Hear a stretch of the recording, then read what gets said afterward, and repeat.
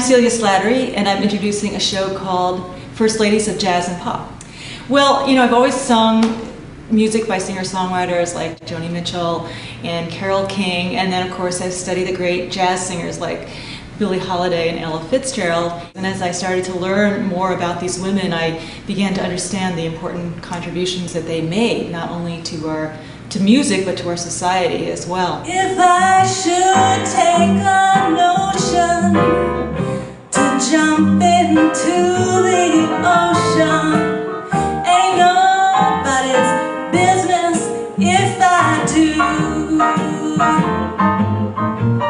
It was so hard choosing who to include because I had so many choices, but I focused on women who really changed something, whether in music or in society. And I started with the great blues singers of the turn of the 20th century. Lady sings the blues, she tells her side, nothing to hide.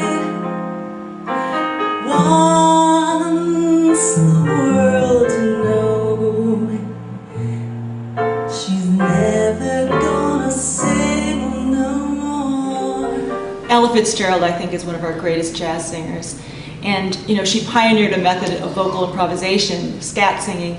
But just as important, I think, is how she introduced so many people to the Great American Songbook. She released a popular series of albums showcasing songwriters like the Gershwins and Cole Porter. And, you know, unlike Bessie Smith and Billie Holiday, Ella really personified the joy and the fun in jazz. For we know we need each other, so we better call the calling of all.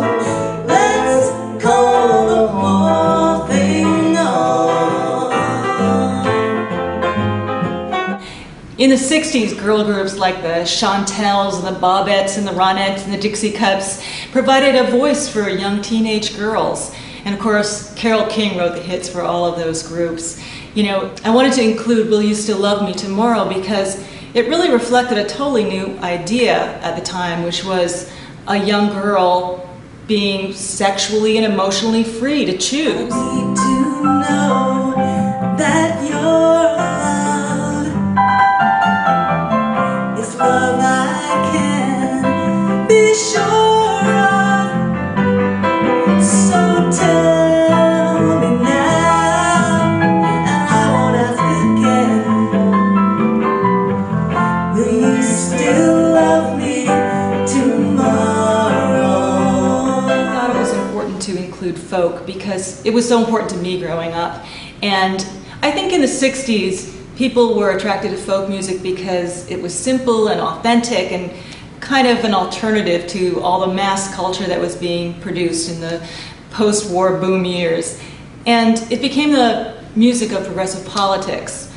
Folk music always seemed to glorify the underdogs. Their mothers tell your daughters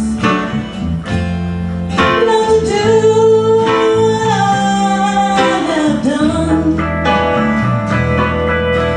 Live the life of sin and misery in their house of the rising sun. Joni Mitchell is one of the 20th century's greatest singer-songwriters, and she really wrote the soundtrack for women and relationships at a time when everything was changing and the traditional roles no longer held. And she's influenced a whole new generation of songwriters as well. There are clouds from both sides now, from up and down, and still somehow, despite illusions I really don't